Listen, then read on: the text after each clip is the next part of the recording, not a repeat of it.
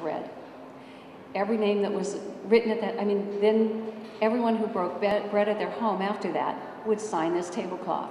The only name on it that wasn't signed at their dinner table was Orville Wright. That tablecloth is in the drawer at the Smithsonian in Washington, D.C. So anybody who goes there, you can razz them a little bit, because I can't seem to get it out on display. In 1930, my grandfather was still a first lieutenant. He spent 14 years in the Army Reserves, or the Army Air Corps, active duty. And he was then supporting his mother, his wife, his 2 sons, and his in-laws, who never forgave their daughter for marrying him. So he decided to go into the Army Air Corps Reserves, and he skipped the rank of captain. He went in as a major, and he went to work for Shell Oil. Now, he had a really tough job for Shell Oil. You see, for Shell, he had to make it look like aviation was fun. So he had to continue to do the barnstorming and the racing and the, just the fun things in airplanes. Well, this particular airplane is the Laird Super Solution, and he used that airplane to win the Bendix, which starts in Burbank, California, and it ends in Cleveland, Ohio. He landed in Cleveland, was certain that he was the first guy there, climbed back in that airplane, took on a little fuel, and flew to the East Coast, to Newark, New Jersey. He set his second coast-to-coast record, this time in under 12 hours, in 11 hours and 11 minutes. He bought that airplane from Matty Laird, and he and Matty decided that they could make it faster if they gave her retractable landing gear. So they made the adaptations on the airplane, and Granddad took her up for a test flight, flew around, couldn't get the landing gear all the way up, couldn't get the landing gear all the way down. He flew around until she was really low on fuel, and then took her in on her belly, completely destroyed the airplane. So by this time, he was one of the premier race pilots in the United States, and he'd broken his airplane. There were a couple of airplane manufacturers, the Granville brothers, who were a little hard on their pilots, but they had a little airplane called the GB. Now, the little GB, which you can see a picture of right now, there were wings. They weren't very big. It wasn't all engine. It just looked like it. She was one of the most unstable airplanes in the world. Granddad said flying the GB was like taking a pencil lead point down and trying to balance her on your finger. He called her the little airplane that liked to fly upside down and backwards. Well, he climbed in that airplane in Springfield, Massachusetts, took off, landed in Cleveland. The next day, he took her up and practiced the pylon turning. Now, he took her up to about 5,000 feet, and as he practiced that turn, she did a 2.5 snap roll on him, which if he'd been close to the ground, there was no way he could have controlled her. He figured out that the GB was not built to do a pylon turn, so he flew the Thompson Trophy race in a circle and still came in first place. Also set the land plane speed record. You see, this December before that race, though, one of his friends, a guy by the name of Lowell Bales, had been flying in a GB and had been filmed in a spectacular crash in which there was absolutely no way he could have survived. And the press was pretty sure that the exact same thing was going to happen to Jimmy Doolittle. So what they did was they stationed a camera on my grandmother, and a camera on my dad, and a camera on my uncle. And when Granddad landed and found out that the press had wanted to catch the family's reaction to him crashing and burning, he decided at that point in time he would give up all racing. So he never again did another closed circuit race. He continued to do city to city, coast to coast, country to country, but never again did he do closed circuit. He did, however, set a number of passenger speed records, and his passenger in each of those attempts was my grandmother. Among other things, she was his official passenger. In 1939, my grandfather made the last of 3 trips over to Europe, to Germany.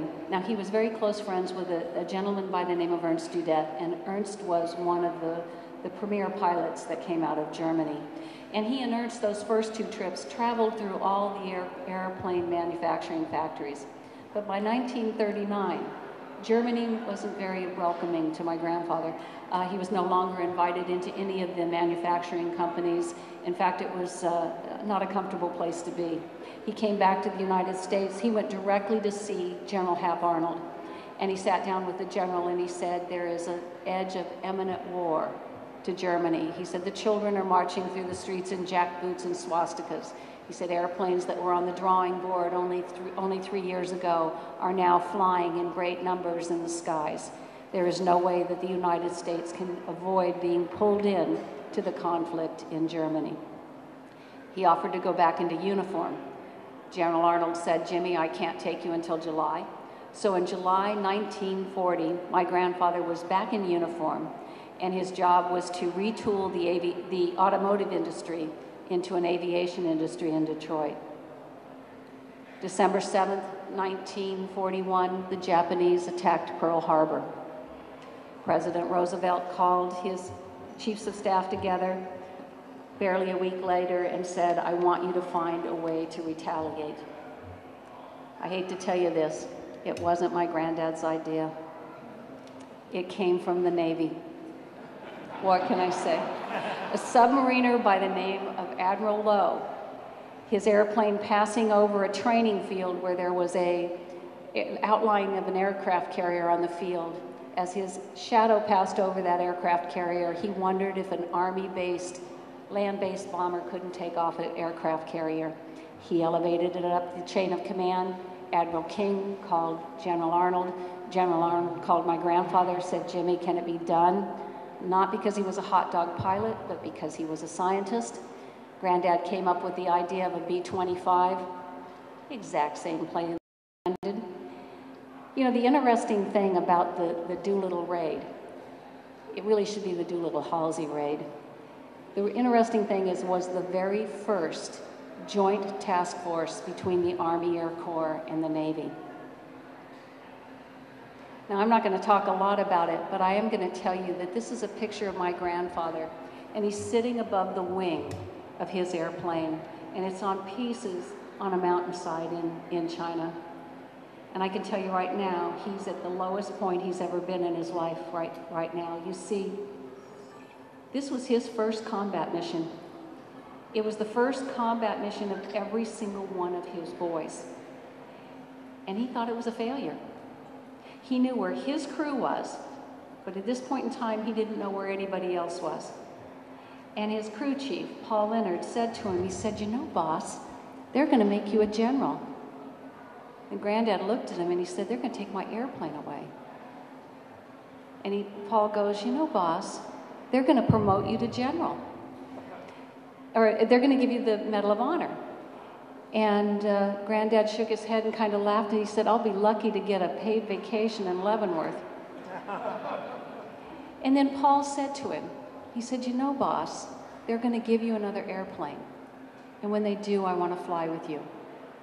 My grandfather said that was the highest compliment he's ever received. You know, because his airplane's in pieces on a mountainside. But here's this kid that said, I believe in you. I want to fly with you. Well, as you've heard today, the raid was a success. Granddad was promoted to general before he left China. He was also awarded the Medal of Honor. Now, I'm going to tell you something about the Medal of Honor. Granddad really didn't feel he'd earned it. In fact, he had quite a discussion with both Arnold and Marshall saying that it cheapened the medal to give it to him for this raid. Well, they outranked him, and they said he gets it. So when he accepted it from the president, he accepted it on behalf of every single one of those men, because every single one of those men took the exact same risk he did. So those of you who are around today and you run into the Raiders who are with us, that medal belongs just as much to them as it does to Granddad. It's also not on eBay. It's at the University of Texas in Dallas.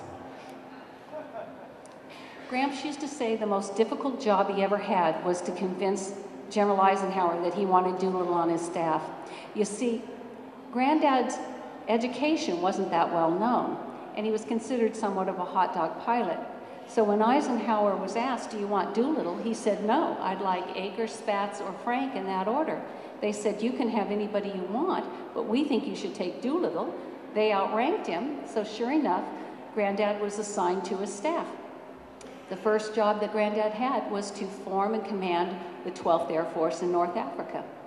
Now, most people don't know this. He got in a little bit of trouble when he was in command of the 12th. You see, he believed very strongly that the Air Force should be a strategic tool.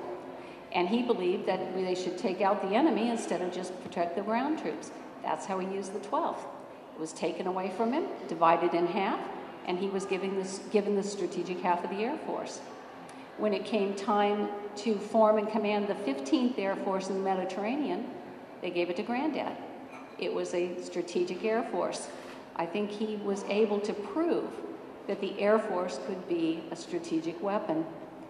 Then one day, they couldn't find him. Eisenhower was looking all over for him and couldn't find him anywhere. And somebody said, oh, Doolittle, he's up in a Spitfire.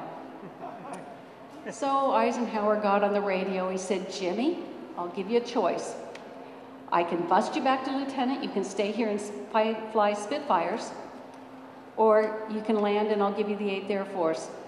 He landed. Go figure.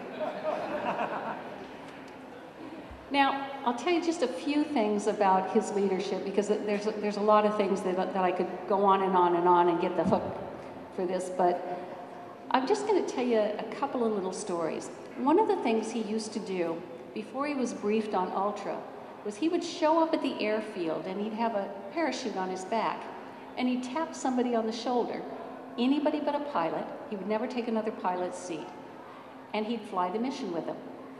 What he discovered by flying with the boys is what they were